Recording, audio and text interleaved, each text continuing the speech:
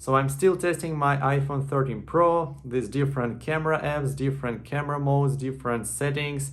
And this is the video for myself once again, because I like to see what kind of options I have even just on one device, because depending on what app or what configuration you use, you get completely different results. So this video will not be focused on microphone quality, but all of the sound you will hear will be coming from the built-in microphone on iPhone 13 Pro.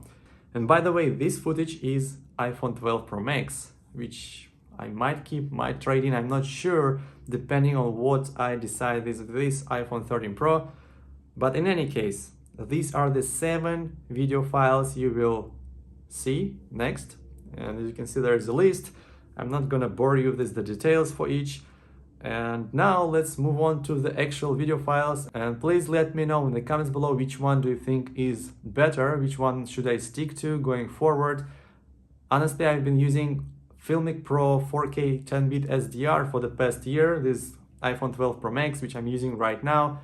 But maybe camera app, this new cinematic mode, or maybe even without it, maybe it is good enough now to keep using it.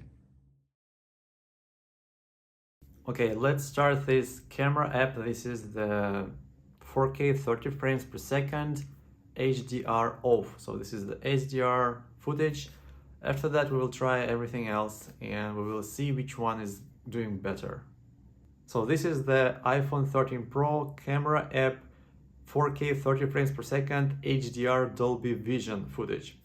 Obviously, you're watching this in SDR on YouTube, and I'm sharing this file as an SDR file, so I will be doing some color grading after I put this HDR file into Final Cut Pro on my computer. And for a final test for camera app on our iPhone 13 Pro, I'm going to test the cinematic mode, which is obviously 1080p at 30 frames per second, but it is HDR Dolby Vision footage, which we will be color grading later in Final Cut Pro.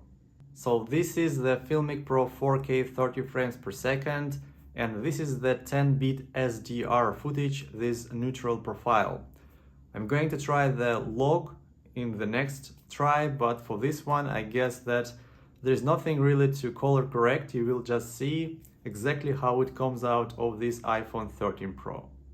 So this is the iPhone 13 Pro, this FilMic Pro app, 10-bit SDR footage, but this log color profile we have inside the cinematographer kit.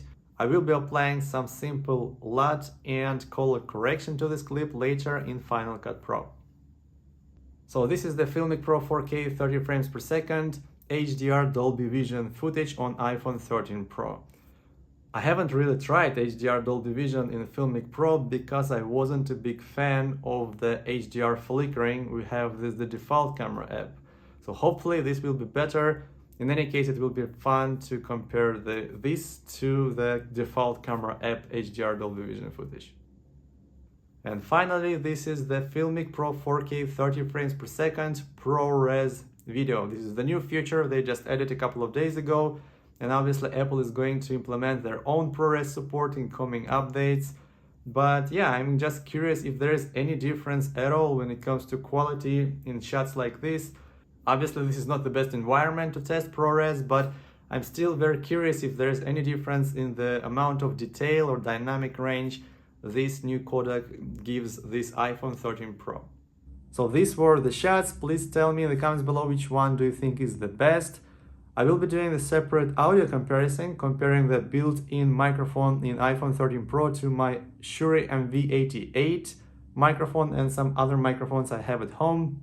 So thank you for watching this video. Thank you for everyone who participated in submitting your opinion, because it really helps me. So thanks for watching this video, and I will talk to you in the next one.